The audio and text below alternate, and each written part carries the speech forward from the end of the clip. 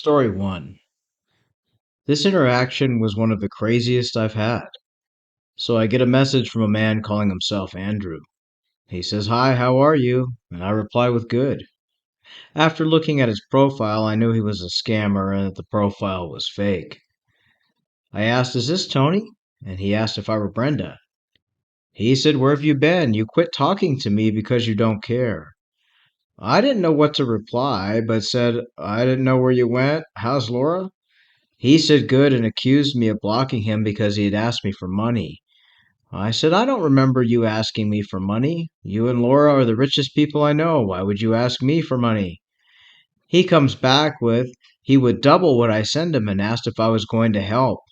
I said, "I think you have me confused with someone else. I don't need any help with money. We're set." He said he needed a quick $1,000 and he'd pay back 2,000. And I asked where he was. He said he would call as soon as he got the money and took care of it. And I asked if this was legal. He said, "I will wire it back to you. You can send it now." I told him he could pick it up at one of my casinos. He said he didn't have time. He was backed in a corner. He asked if I had Cash App or Zelle, and I said no. I asked him what he did with the sale of the cruise ship that he had just sold. He insisted that he needed the money right now. I asked how. I don't also have PayPal either. He said, "You can wire it." I said, "Sure, tomorrow, 'cause the bank's closed." He finally agreed to wait until morning, and I asked him to prove to me that he was really Tony. How did we meet? I said, "Just tell me where we met and how." He said he couldn't remember as it was so long ago. I reminded him he repeated the story over 50 times. I blocked him, then unblocked him. He asked, "Why did you unblock me?" I said, "My husband said I should help friends if you can prove who you are." He said, "How?" And I asked for his last name. He hesitated and then guessed Smith. I told him that was wrong and he could go ahead and block me now. Story 2. I received a message from a man calling himself Edgar on FB. For my privacy, I'll tell you my name is Hannah. This Edgar wrote to me saying, "Hello, Hannah, it's me. It's been so many months. Why did you abandon me? What did I do to you?"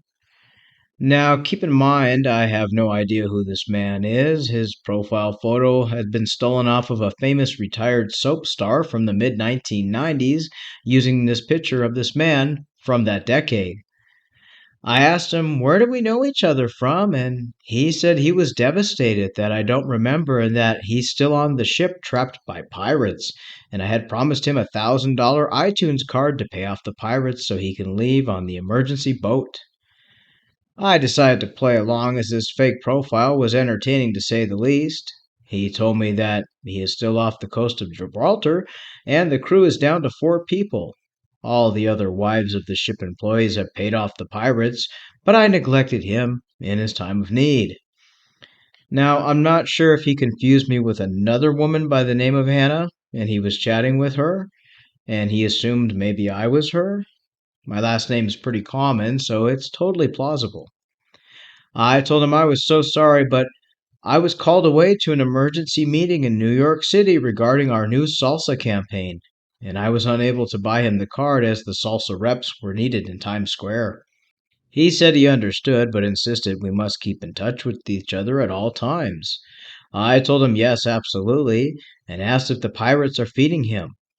He said no, and they have now increased the cost to be released from $1,000 iTunes card to a $2,000 Apple gift card instead. These sea pirates must not use Android. He kept messaging me to get the card, buy it online, just get the card. I told him our love went beyond gift cards and I will send the A team out to save him. Just message me your coordinates. He said it's too risky and to send the card instead as he will be the only one left on the ship as the other wives did as they were told. I'm not sure when we got married, but okay. I told him no, I can't stand to see him stuck at sea, and I've contacted Mr. T, and he will bring his A team to save him, and that I was using a special ship locator through Messenger to find his coordinates. I told him I can see where you're at. You are located in Lagos Harbor at the night market. You've made it to land. You are safe already and no need for a gift card." He replied to me with, "I don't understand you," followed by, "I gat you." I told him, "I gack you back, buddy. Try a less adventurous story next time, as it's totally ridiculous." He then yelled profanity in caps at me before telling me he knew I was a scammer and blocked me. So much for my husband that's lost at sea. Story number 3. I had a very strange encounter on Marketplace. A man named Tony messaged me. I was selling fine china dinnerware sets for $1,200. I had it posted on FB Marketplace for local pickup in my town only. I had a few people message me before they wanted to lowball me with the price. Tony, however, said he would offer me $1,500 for the set to outbid any buyers as he knew it was a valuable set that he wanted. I didn't tell him that I had no other offers. I told him that was very generous of him, and if he'd like to come look at the set, then he could meet me at our local town skating rink parking lot. Our local skating rink is a meetup point for people to sell items online. It has cameras and a safe zone to meet people. I asked him what time works for him. Tony then told me that he was working out of town and he would need to arrange a time when he got back from his trip, and I told him that was fine and I will hold the items for 7 days. After that, I'll sell them to someone else. Tony then asked me how my husband Rob is doing. And this was a little interesting as Rob wasn't posted on the ad, but of course my profile had him listed as my husband. I told him he's fine and asked where he knows my husband from. He said he worked with my husband years ago and he thought our family was so lovely. I took a look at Tony's profile and it had a couple photos of himself or who he was pretending to be. It said he was born in Malta but lived in our town here in Missouri. I was a little perplexed by this and I asked my husband if he knew this guy and if he ever worked with someone who was originally from Malta. Let's face it, we live in a very small Midwest town where everyone knows someone, so someone from Malta would be quite memorable. This is a good old small town. My husband looked at his pictures and said he has no clue who this man is. My husband works for the water department, and he really had no idea who this person is, doesn't remember a Tony, let alone a Tony from Malta working with him. It's a small town again, as I said, and the water district only has a small group of people. We would remember Tony from Malta. I suspect that this is likely a scammer who looked at my profile and is pretending to know my family. I asked him which day he'd like to come to town so he can look at the fine china set, and that my husband Rob would love to meet him and catch up, and maybe we could all have lunch together. Tony told me he was working on an oil rig off the Scottish coast and would return to my town in 3 months, but he really wanted to look at the fine china set and buy it. I told him again I'll hold it for 7 days, that's it. Tony then asked why we wouldn't help an old friend and we can just not hold it for him.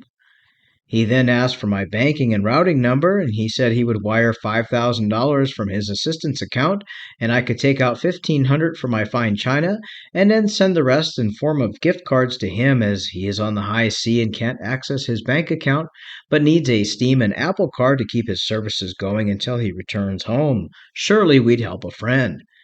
I told him, that all sounds too complicated. Why doesn't his assistant just come here with the 1,500 in cash and buy the items from me directly?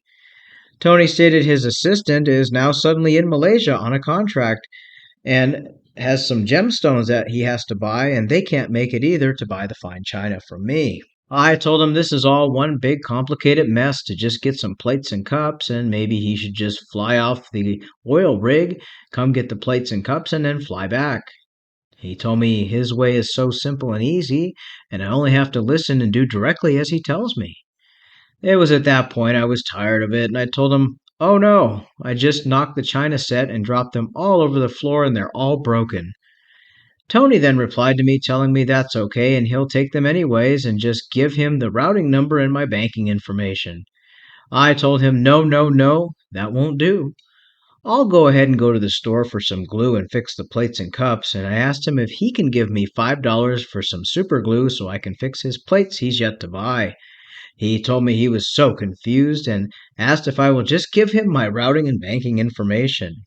I told him that's impossible. I don't have a bank account. But I told him that I started taping his plates together and sent him a photo of a plate with tape all over it.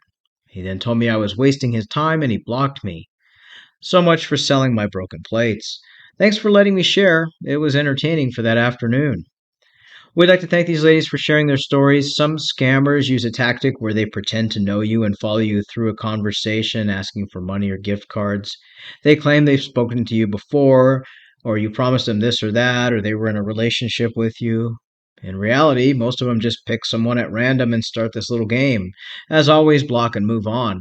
And especially when it comes to selling goods online, if they won't meet you in a public place, or they want you to ship the items or send the money through a gift card, or send you money through banking or any other transfer service and have you keep some of the money, it's always going to be a scam. Block and move on. Stay safe.